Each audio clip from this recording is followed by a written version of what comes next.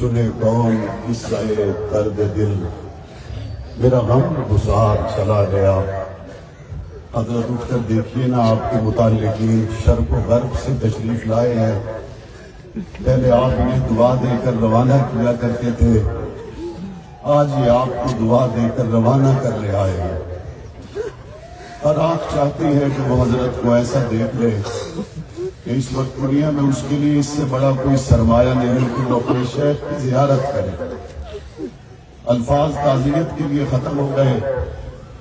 میرے والد شہید رحمت اللہ علیہ کی جدائی کا صدمہ اور شہدائے ناموس صحابہ کے قائدین کے صدمات ہم نے برداشت کیے، لیکن جب بھی کبھی ٹھوکر لگی خانقاہ میں حضرت کے پاس آئے، دست شفقت رکھا، خدا کی قسم ایسے دل پہ مرہم آ جاتی کہ ہم اپنا غم بھول جاتے۔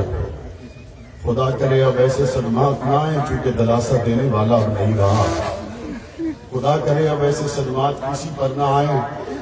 سرپرستی کرنے والی شخصیت حضرت حافظ پیر ذوالفقار نقشبندی رحمت اللہ علیہ کی شکل میں جو ہمارے سروں پر تھی وہ نہیں رہی۔ آخری بات وہی عرض کرتا ہوں جو حضرت والد شہید رحمت اللہ علیہ کے جنازہ میں علامہ علی شیر حیدری شہید رحمت اللہ علیہ نے کی تھی، اور انہوں نے فرمایا تھا بھائی بات یہ ہے، کام اللہ کا ہے اور اللہ وہ ہے جسے موت نہیں آتی۔ اللہ حی القیوم ہے۔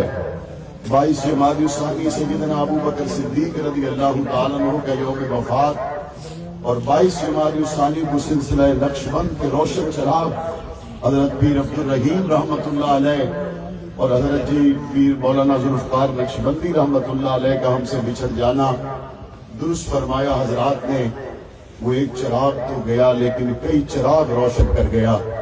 مہد الفقیر کے ساتھ کی نسبتیں ہماری قائم ہیں، قائم رہیں گی انشاءاللہ۔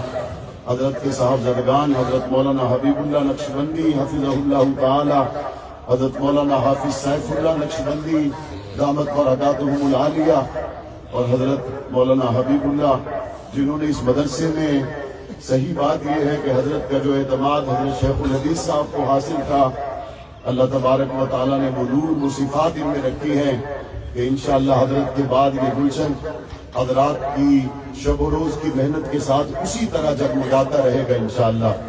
قائد اہل سنت حضرت مولانا محمد احمد لدھیانوی دامت برکاتہم العالیہ عمرہ کے سفر پر تھے، وہ تشریف نہ لا سکے، ان کی طرف سے بھی میں اظہار تعزیت کرتا ہوں۔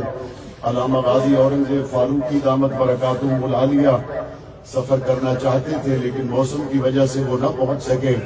ہمارا اس خانقاہ سے جو تعلق تھا، حضرت کے خاندان سے جو تعلق تھا، وہ قائم رہے گا انشاءاللہ۔